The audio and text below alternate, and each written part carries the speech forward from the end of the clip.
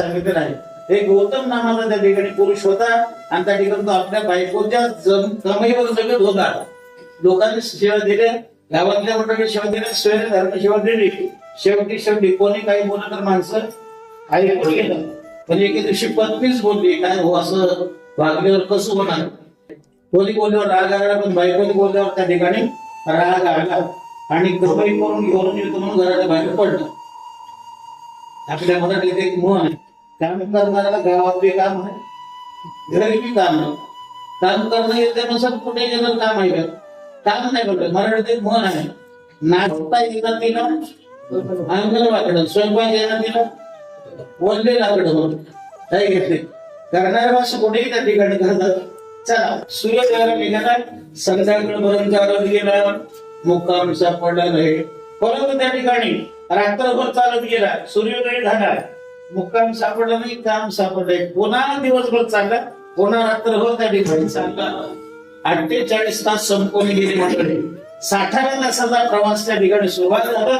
दुपारचे 12 वाजून गेले, पोटाला भूक लागली, डोळ्याला झोप येऊ लागले.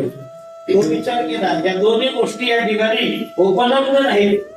जेवणाची तर त्या ठिकाणी काही सोय नाही, पण आपण कुठेतरी एका ठिकाणी झाडाखाली आराम करू शकतो. एका झाडाखाली झोपण्याचा प्रयत्न केला, पण झाडाच्या फांद्यामधून उन्हाचं तिरक डोळ्यावर जर पडलं तर आपल्याला झोप येते का.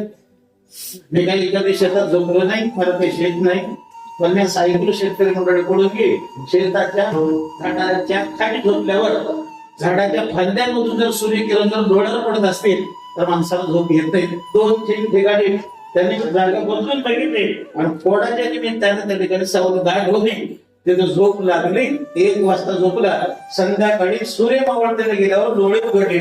मग डोळे उघडण्यासाठी झोप संपली, शारीरिक थकवा गेला, पण पोटातले कावडे घालवले असं चांगले तर त्या ठिकाणी त्या झाडावर मंडळी एक त्या ठिकाणी हंस नावाचा पक्षी होता.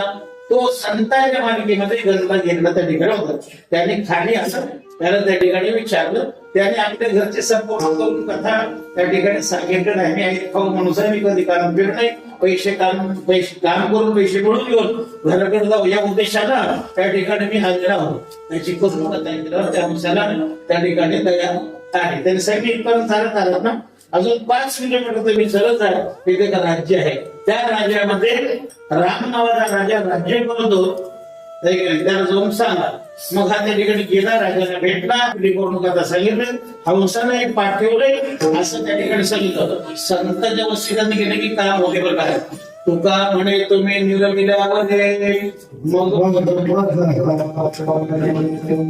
त्या राजाकडे भाग गेला, आपली कथा सांगितले. हंसाने पाठवला म्हणल्यानंतर त्यांना बरं वाटलं. काय केले, त्याला 1000 सोन्याच्या मुखाने दिले. मिळालं सोन्याचं. घेतला आणि आपल्या गावाकडे निघाले. वापस येताना त्याच झाडाखाली परत मुक्काम आला. त्या ठिकाणी म्हणले तुम्ही मला राजाचं घर दाखवले, मी त्या ठिकाणी गेलो आणि त्या ठिकाणी मला सोनं दिले. त्यासाठी तुझं गाव झाले ना, आता सोनं घेऊन आपल्या घराकडे जा, राजाराम संसार कर. तो म्हणाला गेलो असतो, हो रात्रीची वेळ आहे आणि त्या ठिकाणी माझ्याकडे 1000 सोन्याचे मोहर त्या ठिकाणी कोणी सोनं मारून काढून घेते. माणसाला त्या ठिकाणी काही नसताना कोणाची भीती वाटणार, पण आईवर जवळ राहिलं, नगदी बॅलन्स राहिलं, त्या ठिकाणी भीती वाटत. हंसानं सांगितले येताना तुम्हाला काही त्रास झाला का, काही नाही त्रास झाला. ठिकाणच्या भागामध्ये चोर वगैरे कोणी फिरतो त्या ठिकाणी नाही बरोबर आहे. चोराची भीती आजकाल नाही, रामायणापासून चालू आलेलं आहे. तुम्ही लक्ष्मण शिकता गेले वर्षी चौथ्या अध्यायामध्ये मारुतराय त्या ठिकाणी औषधी आणायला गेल्यानंतर त्या ठिकाणी 14,000 गंधर्व भेटले आणि मारुतराय मध्ये लक्ष्मण शक्ती लागते औषधी घेऊन जायला. अगोदर म्हातारे माणसं माघारी काय म्हणले, एक म्हणते पुसता काय घराला हात पाय मध्यरात्री विचारत आहे तस्कर होय सर्वथा. मारुतराय मध्ये काका तेवढं दूर बोलल्यावर म्हणा, थोडं जवळ येऊन सांगा. दुरून बोलणारे शहाणे आणि जवळ बोलणारे 150. सगळ्याचा भरणा भरणा 14,000 लोकांना एकदाच मारला. एकेची वेळी संपूर्ण मारले 14 शस्त्र केला. राम आणि भूमकार विशिष्ट पित्र स्वेद झाला. ज्याची मुख्य रामानंद आहे त्याला विघ्न बाधा काही करू शकत नाही. मला एवढं सांगायचं आहे, सोशली कीर्तनात म्हणजे तुझ्या मनामध्ये शंका निर्माण झाली, त्याने मला तुम्हाला जर भीती वाटत असेल तर तुम्ही आजच्या दिवशी तर मुक्काम करा. गौतम नामाचा वंश मुक्कामाला थांबला आणि थांबल्यानंतर त्या ठिकाणी श्लोक सगळा प्रयत्न करू लागला, पण त्याला काही केलं गेलं तर पोटामध्ये भूक आहे. आता मला सांगा, काल त्या ठिकाणी भेटला, त्याने त्या ठिकाणी फळ दिली, खाऊन राजाच्या घरी गेला, राजाच्या घरी गेल्यावर त्या ठिकाणी तळलेलं बळलेलं मळलेलं केलं तर बघा राजाचा आंबट तिखट घाल सपोट अशी कोणते पदार्थ खाऊन यावं की नाही. मी तुम्हाला आम्हाला कळण्यासाठी सांगतो, माणसाजवळ उपाय नसलं तेव्हा त्या ठिकाणी हॉटेलमध्ये जायला आणि 2000 रुपयाची नोट असलं तर उभे जायला, 10 रुपयाच्या पैशासाठी 2000ची नोट मोबाईल असं वाटतं उपाशीच घरी येते. त्यापासून मला त्या ठिकाणी सांगितलं, मग त्या ठिकाणी त्याने म्हणजे असं करतो पुढे थांब. हौस नावाचं पक्षी त्या ठिकाणी गेला, फळ आणलं, खायला दिलं, पानं टाकले, काढा टाकले. मी पक्षी असले मला दुरून शिवता येत नाही असं म्हणल्यानंतर त्या ठिकाणी तो काही केला, त्या ठिकाणी त्याला झोप येणार. मग तो हंस म्हणला, मी तुमचा कीर्तिकार होतो म्हणून. त्याला झोपले, 50 पावले त्या ठिकाणी हो चालत चालत हौस पुढे जाऊ आणि 50 पावले इकडे जाऊ. 2 चक्रा झाल्यानंतर दुसरा करला हंस इकडे येऊ लागला. गौतम नामाचा मनुष्य काय म्हणू लागला, हा संत आहे, संतांच्या मध्ये गेलेला आहे, माझी पूर्ण केलेले आहे, मला राजाकडे पाठवले, राजाने मला 1000 सोन्याच्या मोहरा दिले, मला श्रीमंत केले, याचे माझ्यावर फार उपकार झाले, याचे माझ्यावर फार उपकार झाले असं त्या ठिकाणी म्हणावं. त्याचं येणं झालं आणि पुढे त्या ठिकाणी चक्कर मारायला तिकडे जाऊ 50 पावलं. जात असतानाचा विचार बदलला मंडळी, ऐकून घ्या. तो म्हणला, मी एक मनुष्य आहे, मनुष्य अन्नमय प्राण आहे, मला भूक लागलेली आहे, अशा वेळेला मी काय करावं, याच संसाला धरावं, या संसाला मारावं, याच त्या ठिकाणी मांस खावं, आपली भूक भागवावी, सगळे गावाकडे जावं. असं 2-3 बार विचार करता करता मध्ये उठला. हंसाला त्या ठिकाणी धरलं, हंस त्या ठिकाणी घाबरून गेला, पटपट करू लागला. दोन्ही पाय आपले हातात धरले, उजवीकडले पंख तोडून टाकून दिले, दोन्ही पाय उजव्या हातात पकडले, डावीकडून त्या ठिकाणी पंख तोडून टाकून दिले, पुन्हा त्या ठिकाणी 2 पाय आपल्या डाव्या हातात धरलं आणि त्याची मोठी असं कटकन त्या ठिकाणी मोडली आणि हंस नावाचा पक्षी गतप्राण झाला. हंसाच्या गळ्यामध्ये मोत्याची माळ झाली, मोडत असताना मोत्याची माळ तुटली, मनी विकून गेले, रक्कम आपटलं, त्या ठिकाणी तो मेला, धपात म्हणजे लाकडं गोळा केले, त्याला हलकी दिला, त्याच्यावर होरपळून घेतलं. पक्षाला होरपळ घेतलं, होरपळणं वेगळं, भाजणे वेगळं, शिजवणे वेगळं, पचवणे वेगळं वर्ग आहे. मंडळी ध्यानात ठेवा, आपण आमच्या संघाचा मला शिरगावकर यांच्या मुखामधून श्रीमद भागवत कथा झालं. ते आमचे वैकुंठवासी धोंडामालाचे शिष्य आहे.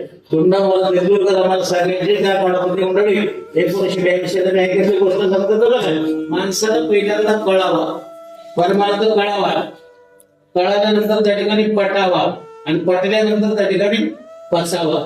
पचलं तर त्या ठिकाणी सगळ्या गोष्टी आपल्याला ध्यानामध्ये येतात. आणि एखादी गोष्ट आपण कीर्तनामध्ये निघून जातो. श्रीमद भागवतामध्ये 2500 कथा आहे. भाग्याचं चिंतन केलं तेवढं चिंतन सांगत होईल आपला, श्रीमद भागवत सांगच होत नाही.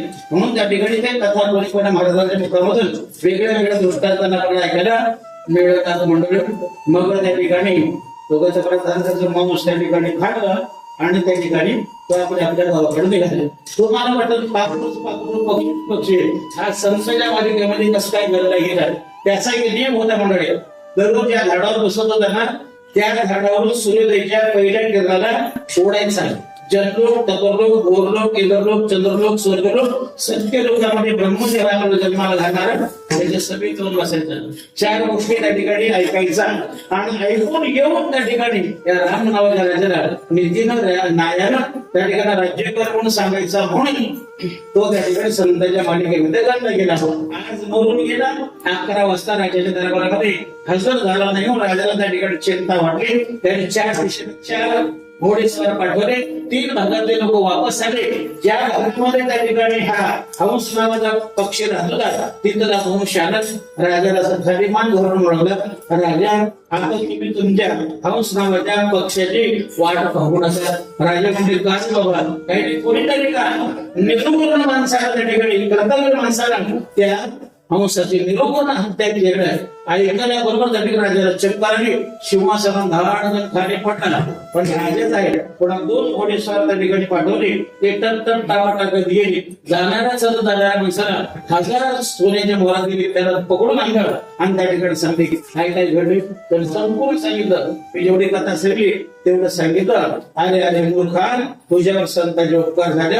तुला संतांचे उपकार झाले नाही तेव्हा तुला या जगामध्ये राहण्याचा काही एक अर्थ नाही. म्हणून त्यांना त्या ठिकाणी मारेकऱ्यांना बोलवले. 100 तुकडे केली. राक्षसांना बोलवले. एक मिनिट, राक्षसांना बोलवलं तर मी मांस खाऊन टाका. रामायण भावार्थ रामायणामध्ये 60 ठिकाणी असं वर्णन आलेलं आहे. मनुष्य म्हणजे खाजोगे.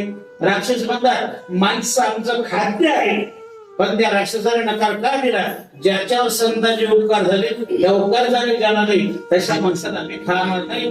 राक्षसाने नकार दिला, निघून गेले. राजाला चिंता पडली. त्याने दस्युंना बोलवलं. त्याने म्हणले आम्हाला एकाची गरज नाही.